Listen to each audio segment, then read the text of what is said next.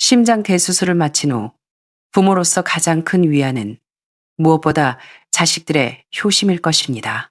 자녀들이 당신의 회복을 축하하며 유카이도로 떠나는 힐링 여행을 준비해 주었다면 당신이 느끼는 것은 끝없는 따스함일까요?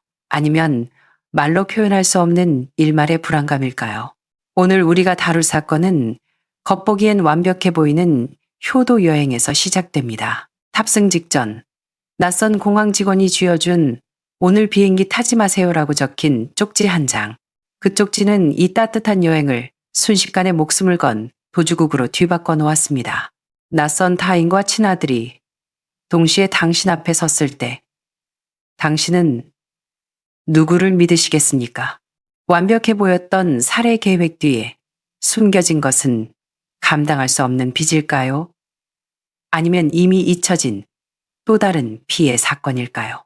그리고 그 신비한 내부 고발자, 쪽지를 건넨 그는 과연 정의감 때문이었을까요? 아니면 더 잔혹한 복수를 시행 중이었던 걸까요?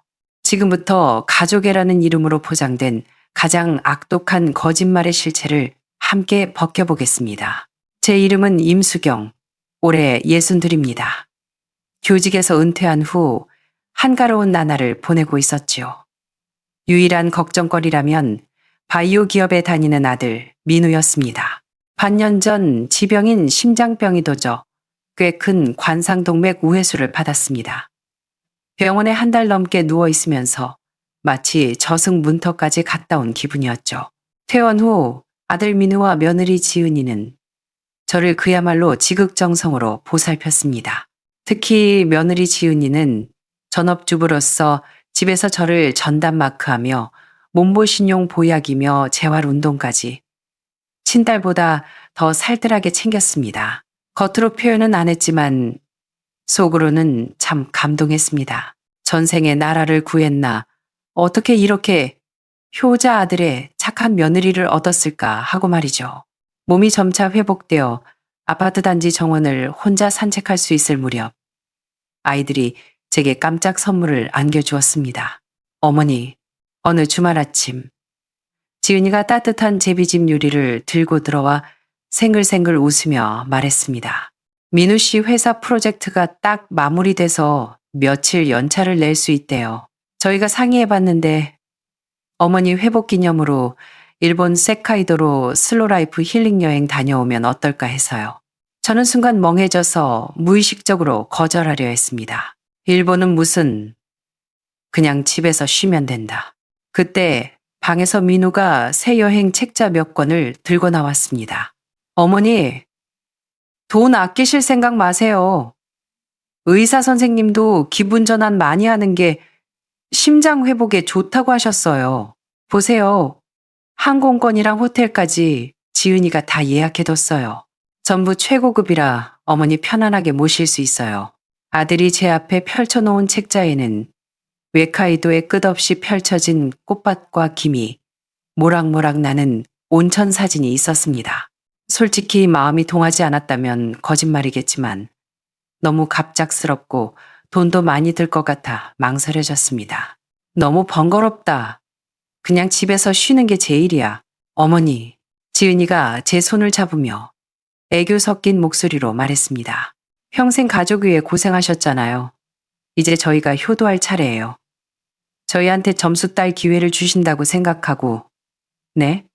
같이 가요. 두 아이가 쿵짝을 맞춰 잔뜩 기대에 부푼 표정으로 저를 바라보는데 더 이상 거절할 수가 없었습니다. 그래, 어쩌면 밖으로 나가 바람 좀 쐬면 상처 입은 이 마음도 더 빨리 아물지 않을까 싶었죠. 출국 당일 인천공항은 사람들로 붐볐습니다. 지은이는 공항 에어컨 바람이 세다며 제 어깨에 얇은 담요를 덮어주었습니다. 아이들은 거의 과민 반응에 가까울 정도로 저를 챙겼습니다. 지은이는 힘들지 않냐고 계속 물었고 민우는 제 소지품을 몇 번이고 확인했습니다. 심지어 제 보온병 물 온도가 딱 적당한지 뚜껑을 열어 몇 번이나 확인할 정도였죠. 너희들 너무 유난 떠는 거 아니니? 내가 무슨 종이 인형도 아니고. 제가 웃으며 말하자 민우가 정색하며 대답했습니다. 안 돼요, 어머니. 지금 어머니는 우리 집 중점보호대상 1호시라고요. 민우는 서류 가방에서 은색의 정교한 작은 약통을 꺼냈습니다. 뚜껑을 열자 그 안에는 아무런 표식도 없는 하얀 알약 하나가 들어있었습니다. 아들은 알약과 미지근한 물을 제게 건넸습니다. 어머니, 이거 의사 선생님이 특별히 처방해준 고공혈압 안정제예요. 수술하신 지 얼마 안 돼서 심장이 높은 고도의 기압 변화에 예민할 수 있대요. 비행기 타기 전에 꼭 드셔야 해요.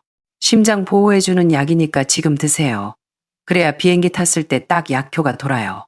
저는 그 하얀 알약을 보며 티끌만큼의 의심도 하지 않았습니다. 오히려 아들이 이런 사소한 것까지 챙기다니 정말 세심하다고 생각했죠. 저는 약을 받아 물과 함께 꿀꺽 삼켰습니다. 수속을 모두 마치고 사포로행 비행기 탑승을 재촉하는 안내방송이 나올 때쯤 민우와 지은이는 제 양옆에서 저를 부축하며 마지막 보안 검색대를 향해 가고 있었습니다. 바로 그때 뜻밖의 일이 벌어졌습니다. 주황색 형광조끼를 입고 소음 차단용 귀마개를 한 젊은 공항 직원이 고개를 푹 숙인 채 우리 맞은편에서 급하게 걸어오고 있었습니다. 우리 일행을 미처 보지 못한 건지 스쳐 지나가는 순간 그의 어깨가 저와 부딪혔습니다. 탕! 금속이 부딪히는 맑은 소리와 함께 그가 들고 있던 정비용 렌치가 바닥에 떨어졌습니다. 아, 죄송합니다. 죄송합니다. 아주머니, 그는 황급히 사과했습니다. 귀마개 때문에 목소리가 약간 웅웅거리더군요. 괜찮아요, 괜찮아. 젊은이가 바쁘다 보면 그럴 수 있지. 제가 손을 저으며 괜찮다는 표시를 했습니다. 그가 렌치를 줍기 위해 몸을 숙인 그 순간 그의 몸이 민우와 지은이의 시선을 교묘하게 가렸습니다. 그리고 렌치를 집어드는 찰나 그는 번개 같은 속도로 제 카디건 주머니에 무언가를 찔러 넣었습니다. 동작은 지극히 은밀했지만 저는 분명히 느꼈습니다. 꼬깃꼬깃 접힌 작은 종이 뭉치에 감촉을요. 심장이 덜컥 내려앉았지만 미처 반응하기도 전에 그는 이미 일어나 제게 고개 숙여 인사하고는 뒤도 돌아보지 않고 사라졌습니다. 저는 그 자리에 멍하니 서 있었습니다. 병원에서 검사 받을 때보다 심장이 더 격렬하게 뛰는 것 같았습니다. 어머니, 왜 그러세요? 안색이 안 좋아요. 지은이가 걱정스런 얼굴로 물으며 저를 부축하려 했습니다. 저는 반사적으로 몸을 틀어 피했습니다. 그 미세한 거부감에 지은이가 잠시 멈칫하더군요. 저는 얼른 둘러댔습니다. 아니야, 갑자기 좀 답답해서 그래. 저는 심호흡을 하며 억지로 냉정을 되찾으려 애썼습니다. 화장실 좀 다녀오마. 공항 화장실 칸 안에 들어가 문을 잠갔습니다. 떨리는 손으로 주머니에서 그 물건을 꺼냈습니다. 그것은 작게 접힌 냅킨이었습니다. 천천히 종이를 펼치자 검은색 펜으로 꾹꾹 눌러 쓴 7글자가 눈에 들어왔습니다. 오늘 비행기 타지 마세요. 화장실을 나오는 순간 제 세상은 이미 뒤집혀 있었습니다. 아니면 그 젊은이의 단순한 장난일까? 수만 가지 생각이 머릿속을 휘젓고 다녔습니다. 하지만 밖에서 저를 기다리는 아들과 며느리의 걱정스런 얼굴을 본 순간 알 수 없는 더 깊고 근원적인 공포가 저를 덮쳤습니다. 직감적으로 알 수 있었습니다. 위험은 비행기가 아니라 바로 내 옆에 있다는 것을요. 어머니, 괜찮으세요? 얼굴이 너무 창백해요. 민우의 목소리에는 초조함이 묻어 있었습니다. 게이트 앞에 직원은 상냥하지만 단호한 말투로 탑승을 재촉하고 있었습니다. 사포로행 비행기 곧 이륙합니다. 승객 여러분께서는 신속히 탑승해 주시기 바랍니다. 시간은 몇 분밖에 남지 않았습니다. 저 비행기를 타면 안 된다. 쪽지가 진짜든 가짜든 내 목숨을 걸고 도박을 할 순 없었습니다. 하지만 무슨 핑계를 대야 할까? 전광석화처럼 한 가지 생각이 스쳤습니다. 제가 이용할 수 있는 유일한 무기는 그들이 약점이라 여기는 제 허약한 몸뿐이었습니다. 저는 숨을 크게 들이쉬고 가슴을 쿵 치며 아주 고통스러운 신음소리를 내뱉었습니다.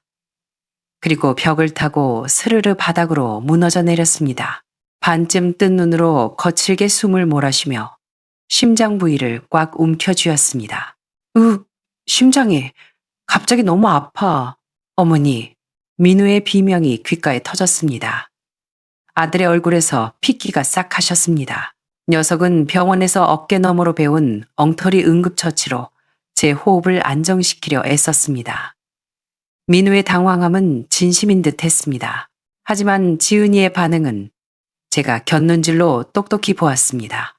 민우가 달려오던 그 순간 지은이의 얼굴에 걱정이 떠오르기 직전 0.1초 찰나의 순간을 저는 놓치지 않았습니다.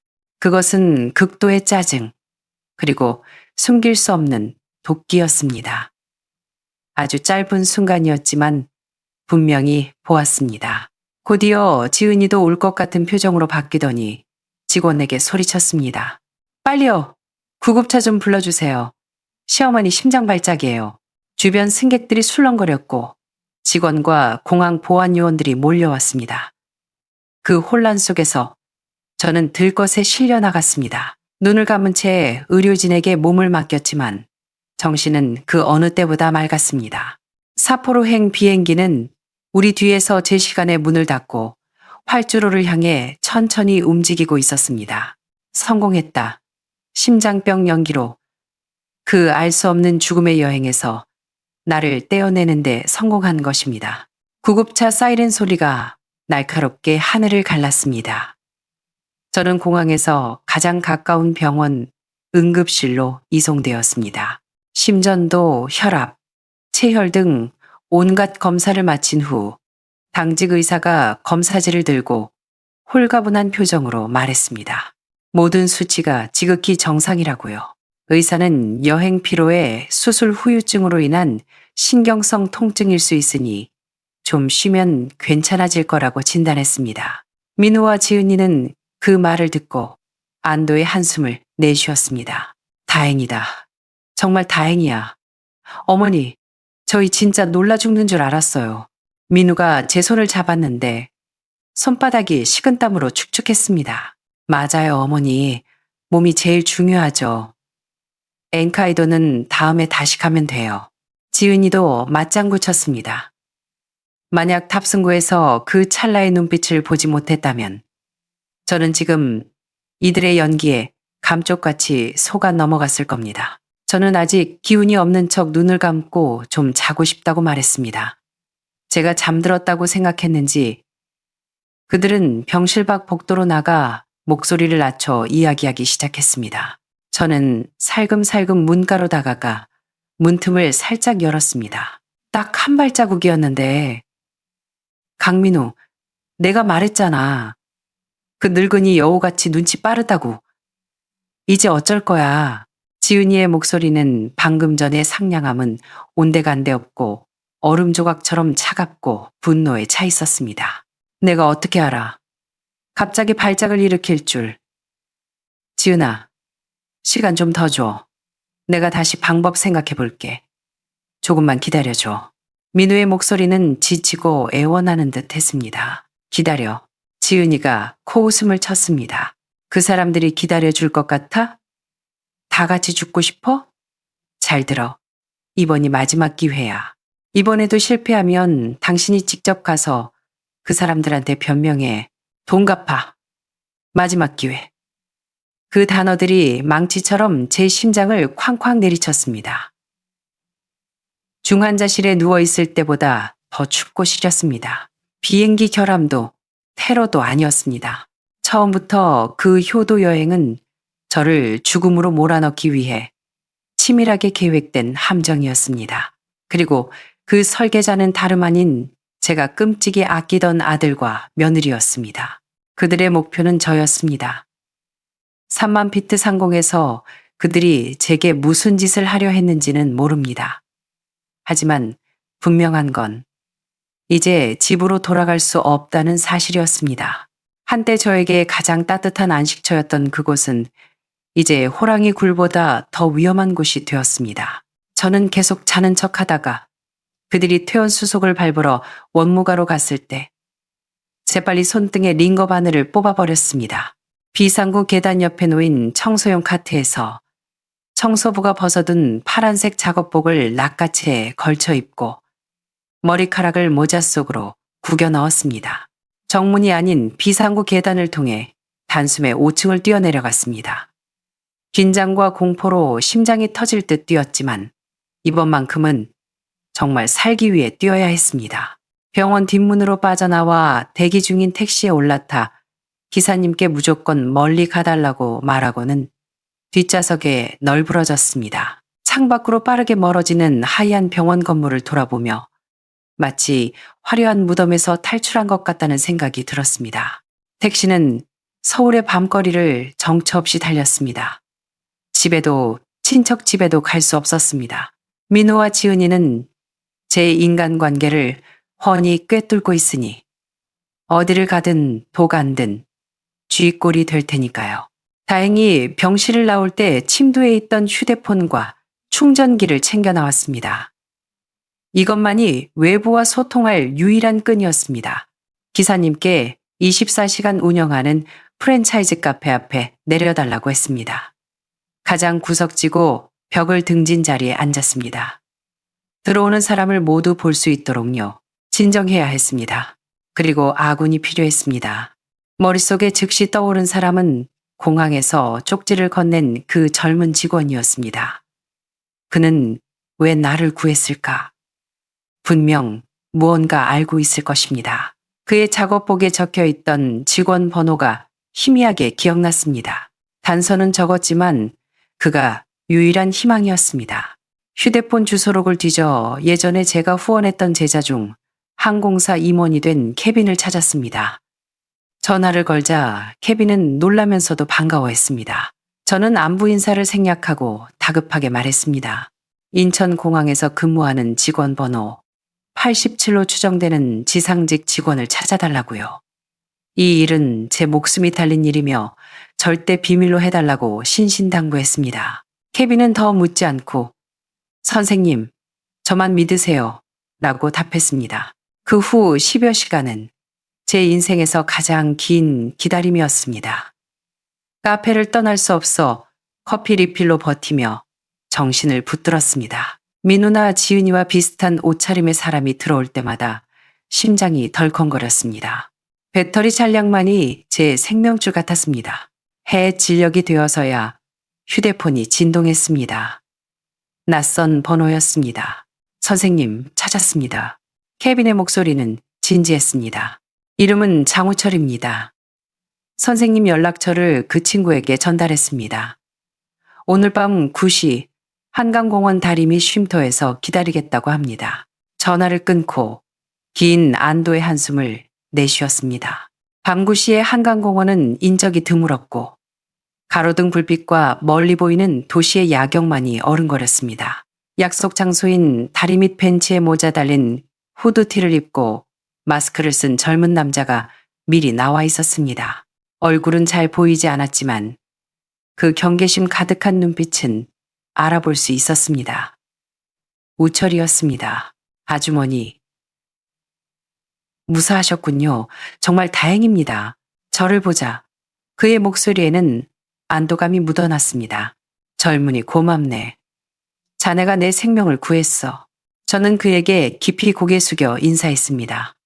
그가 황급히 저를 부축했습니다. 더 이상의 거칠의 인사는 생략하고 하루 종일 머릿속을 맴돌던 저를 미치게 만들 뻔했던 질문을 던졌습니다. 왜 그 쪽지를 준 건가?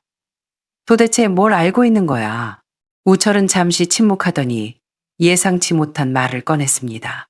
아주머니, 사실대로 말씀드리면 오늘 처음 아주머니를 본 게 아닙니다. 실은 꽤 오랫동안 아드님 강민우를 감시해 왔습니다. 감시라니.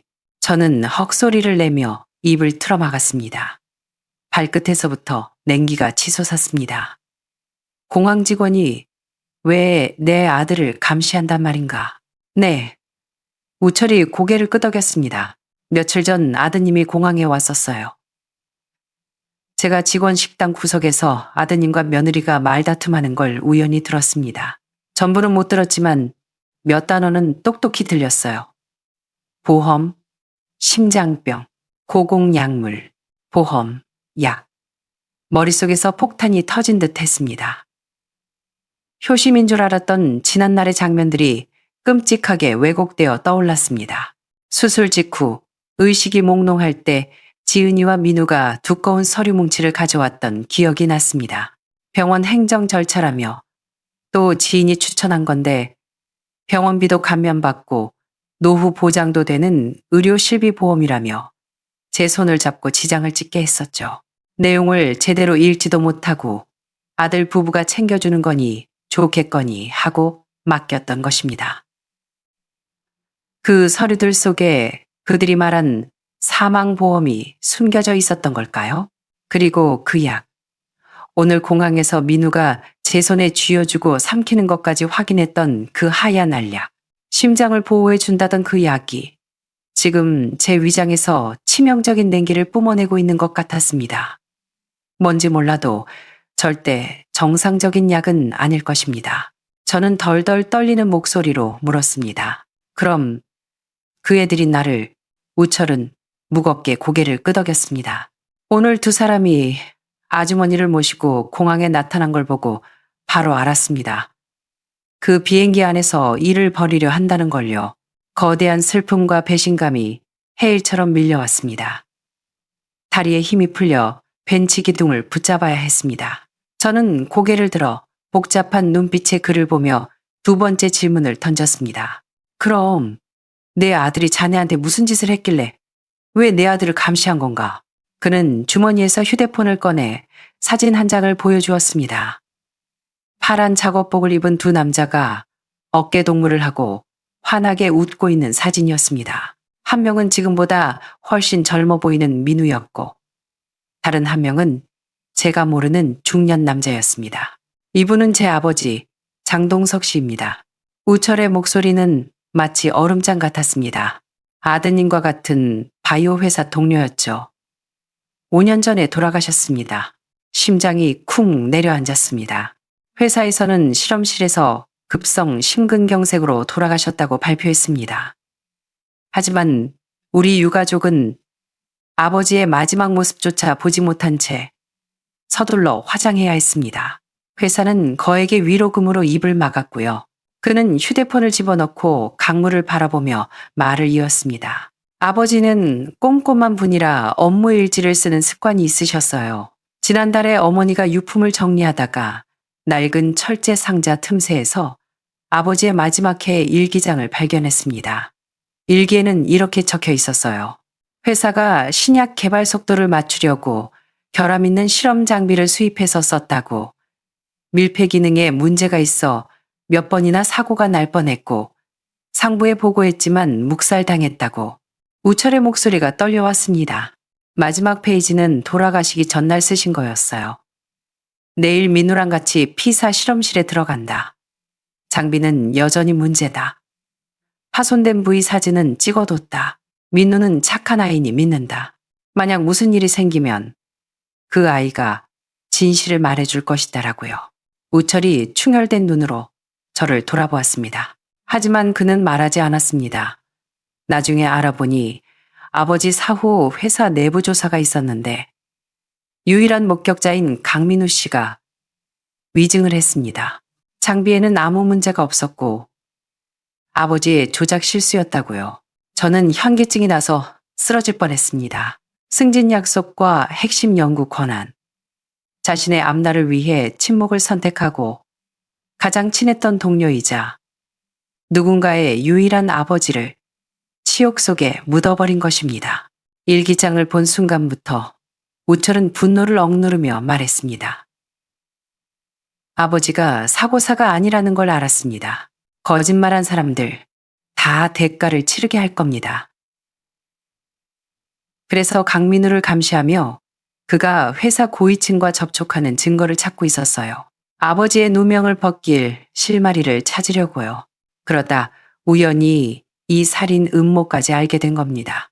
그의 눈에서 분노가 서서히 걷히고 슬픔과 피로가 남았습니다. 아주머니, 제가 아주머니를 구한 건 제가 착해서가 아닙니다. 단지 하늘에 계신 아버지를 실망시키고 싶지 않았을 뿐이에요. 제가 진짜 원하는 건 5년 전 그날의 진실을 밝히는 겁니다. 모든 이야기를 듣고 나니 온몸이 싸늘하게 식었습니다. 단순한 가정 불화인 줄 알았던 일이 5년 전에 피비린내 나는 사건에 뿌리를 두고 있었습니다. 제가 알던 순하고 효성 지극했던 아들은 이미 사라졌고 그의 손에는 간접적으로 남아 사람의 피가 묻어 있었던 겁니다. 그리고 우리를 가장 증오해야 마땅할 사람이 더 깨끗한 정의를 지키기 위해 내 생명의 은인이 되었습니다. 이 세상의 인연과 업보가 얼마나 아이러니한지요. 우철과 헤어진 뒤 저는 집으로 가지 않고 허름한 여관방에 몸을 숨겼습니다. 우철의 말이 계속 귓가에 맴돌았습니다. 이번 일은 단순히 넘어갈 수 없었습니다. 저 자신을 위해서뿐만 아니라 억울하게 죽은 그의 아버지를 위해, 그리고 제 아들이 5년 전 저지른 죄값을 치르게 하기 위해서라도요. 제 휴대폰은 이제 우철과 연락하는 도구가 되었습니다. 민우와 지은이의 연락은 눈덩이처럼 쌓여갔습니다. 처음엔 걱정하다가 나중엔 당황하고 애원하는 메시지들. 저는 무시했습니다.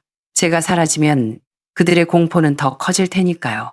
아주머니, 그들이 아주머니를 찾고 있어요. 아주 급해 보입니다. 강민우가 흥신소랑 연락하는 걸 들었어요. 우철의 문자가 제 예상을 확인시켜 주었습니다. 언제까지나 숨어 있을 수는 없었습니다. 결정적인 증거, 바로 그 하얀 알약을 확보해야 했습니다. 마음속으로 계획을 세웠습니다. 호랑이 굴로 다시 들어가야 한다. 우철군, 나 좀 도와주게. 며칠 후, 저는 제 발로 모습을 드러냈습니다. 민우에게 전화를 걸어 힘없고 지친 목소리를 냈습니다. 민우야, 엄마다. 어머니, 어디 가셨던 거예요? 저희가 얼마나 걱정했는지 아세요? 미치는 줄 알았다고요. 수화기 너머로 안도와 울음이 섞인 목소리가 들려왔습니다.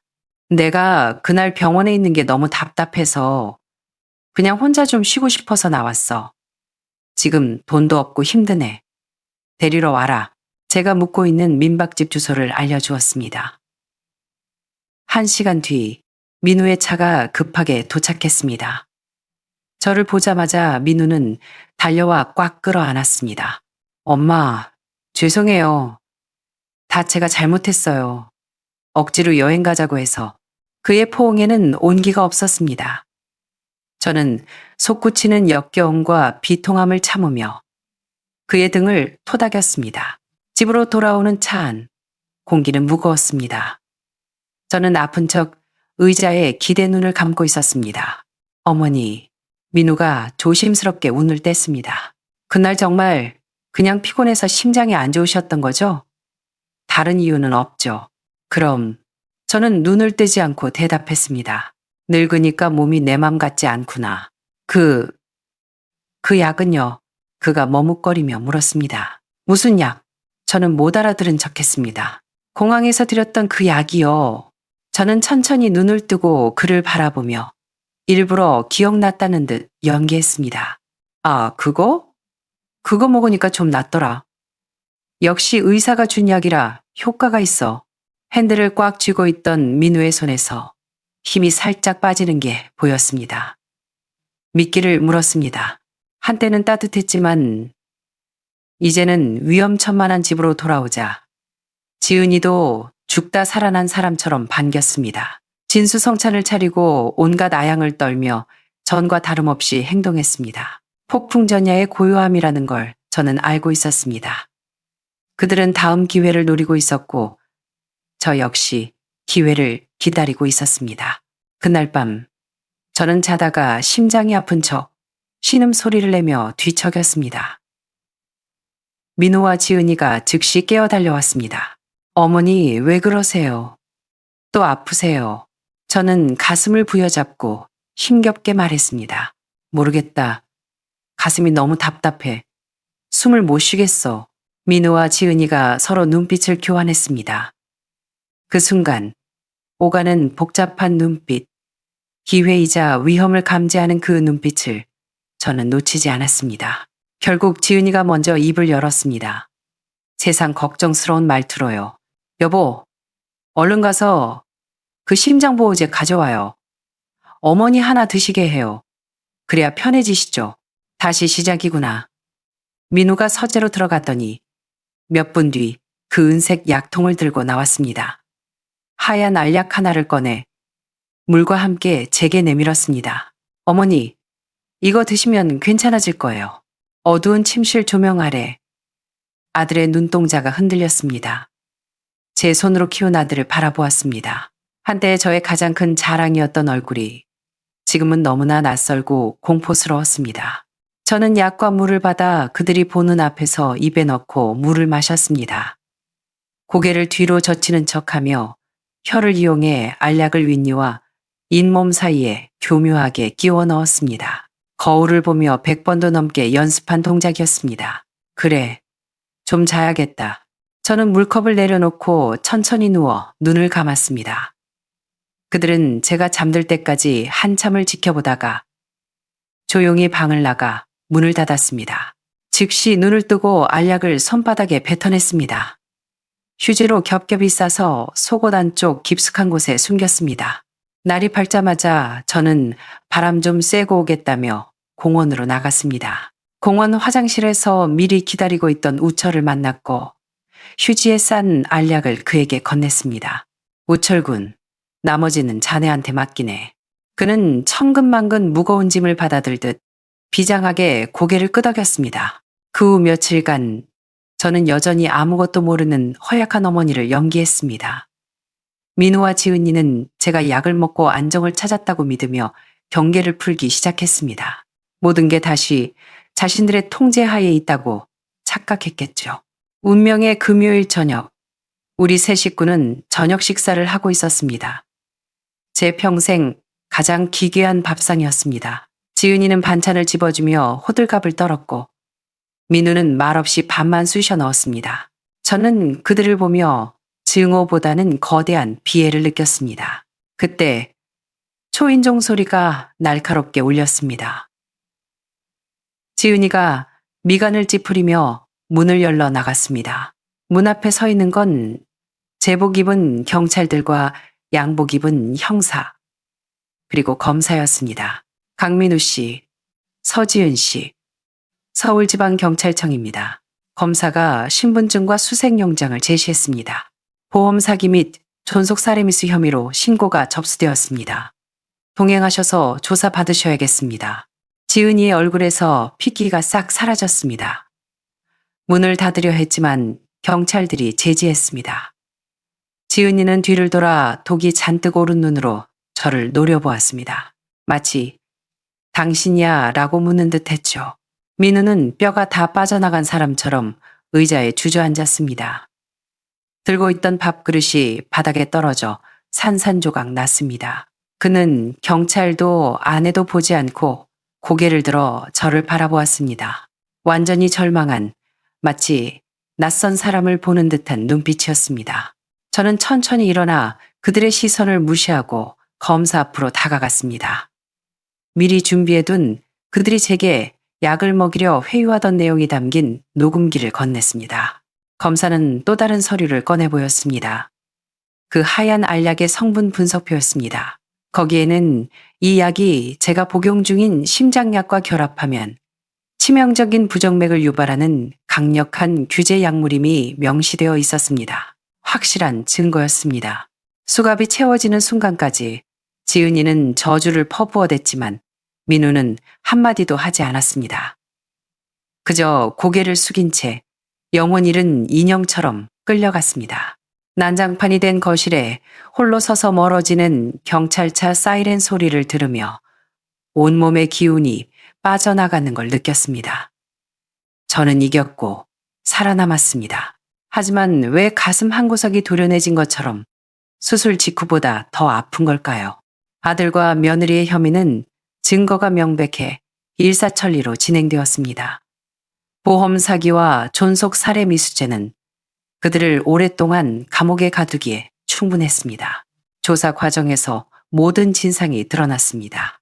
민우는 지난 몇 년간 고위험 주식과 선물 옵션에 빠져 한때 큰 돈을 벌었고 그 덕에 사치스러운 생활을 했습니다. 하지만 시장이 변하면서 저축을 다 날린 건 물론이고 사채업자에게 20억 원이라는 감당 못할 빚을 지게 된 것이었습니다. 지은이는 이를 말리기는커녕 사치에 중독되어 가장 적극적인 공범이 되었습니다. 모든 돈줄이 막히자 그들은 넉넉한 퇴직금과 고액의 보험을 가진 수술을 간 마친 저를 먹잇감으로 삼았던 것입니다. 저는 다시 예전 아파트로 돌아와 혼자 살게 되었습니다. 겉보기엔 평온해 보였지만 매일 밤 악몽에 시달렸습니다. 공항에서 민우가 따뜻하게 웃으며 그 알약을 건네는 꿈이었습니다. 그 무렵 우철에게서 다시 연락이 왔습니다. 아주머니, 아드님 사건은 일단락됐지만 아버지의 억울함을 풀려면 아주머니의 도움이 필요할 것 같아요. 그는 변호사를 선임해 아버지의 일기장과 관련 증거를 검찰에 제출하고 그 바이오 회사를 상대로 업무상 과실치사 소송을 다시 제기했다고 했습니다. 그리고 이 소송의 핵심 증인은 단 한 명, 제 아들 강민우였습니다. 며칠 후 교도소에서 연락이 왔습니다. 민우가 면회를 신청했다고요. 두꺼운 유리벽을 사이에 두고 아들을 다시 마주했습니다. 파란 수의를 입고 머리를 짧게 깎은 민우는 몹시 야위어 있었습니다. 과거의 패기는 온데간데 없고 초췌함과 회함만이 남아 있었습니다. 수화기를 들고 한참 만에야 갈라진 목소리로 엄마 하고 불렀습니다. 민우야, 오늘 난 네 사과 따위 들으러 온 게 아니다. 제가 말을 잘랐습니다. 가방에서 서류 한 장을 꺼내 유리벽에 붙였습니다. 우철의 변호사가 보내준 장동석 씨 사건 재조사 통지서였습니다. 이 사람 기억하니? 민우의 몸이 흠칫 떨렸습니다. 서류를 보는 그의 얼굴이 종이장처럼 하얘졌습니다. 기억 안 날 리가 없죠. 형님 동생하며 따르다가 제 손으로 죽음의 구렁텅이로 밀어넣은 장동석 아저씨를요. 민우야, 제가 또박또박 말했습니다. 네가 나한테 한 짓은 법이 심판할 거야. 하지만 네가 갚지 않은 빚이 하나 더 있어. 엄마, 그가 고통스럽게 눈을 감았습니다. 오늘 온 건 네 엄마로서 그리고 장동석이라는 분을 대신해서 묻기 위해서야. 5년 전 그 실험실에서 도대체 무슨 일이 있었던 거냐. 민우의 몸이 격렬하게 떨리기 시작했습니다. 머리를 감싸 쥐고 억눌린 울음소리를 냈습니다. 5년 만에 처음으로 스스로 묻어버린 진실과 독대하는 순간이었겠죠. 말해라. 아니면 평생 그 거짓말을 안고 나랑 장동석 씨 두 사람에게 죄책감 느끼며 살다 죽든가. 나랑 저는 마지막 통첩을 날렸습니다. 그 면회는 민우의 통곡 속에 끝났습니다. 제 말이 그에게 얼마나 닿았는지는 모릅니다. 다만 이것이 엄마로서 그에게 해줄 수 있는 마지막 일이라는 건 알았습니다. 용서가 아니라 잃어버린 양심을 되찾을 기회를 주는 것. 두 번째 재판은 장동석 씨 사건이었습니다. 민우는 증인으로 출석했습니다. 증언석에 앉은 그는 방청석의 회사 임원들도 변호사도 보지 않고 고개를 들어 유가족석에 앉은 우철과 처음으로 눈을 맞췄습니다. 그리고 천천히 5년 전 그날 오후의 일을 털어놓기 시작했습니다. 상부의 무리한 독촉, 명백히 파손되어 있던 장비, 그리고 마지막 순간 장동석 씨가 어떻게 자신을 밀쳐내고 홀로 치명적인 가스에 노출되었는지 그는 기억을 더듬어 당시 회사가 폐기했던 실험 데이터까지 복원해 제출했습니다. 그의 증언은 거대 기업이 돈과 권력으로 쌓아 올린 5년의 거짓말을 단숨에 뚫어버리는 송곳이 되었습니다. 재판이 끝나고 나오는 길, 햇살이 유난히 눈부셨습니다. 법원 앞에서 기다리던 우철은 아무 말 없이 제게 허리 숙여 깊은, 아주 깊은 인사를 했습니다. 저는 고개를 저으며 하늘을 올려다보았습니다. 그 인사는 제가 아니라 하늘에 계신 아버지를 향한 것임을 알았으니까요. 몇 달 후 최종 판결이 나왔습니다. 민우와 지은이는 존속살해 미수죄로 중형을 피할 수 없었지만 장동석 씨 사건 해결에 결정적인 기여를 한 점이 참작되어 형량이 다소 감경되었습니다. 바이오 회사 임원들도 사람 목숨을 파리 목숨처럼 여긴 대가를 치르게 되었고요. 얼마 뒤 저는 마지막으로 민우 면회를 갔습니다. 유리병 너머의 아들은 여전히 어두운 표정이었지만 전에는 본 적 없는 일말에 평온함이 서려 있었습니다. 엄마, 죄송해요.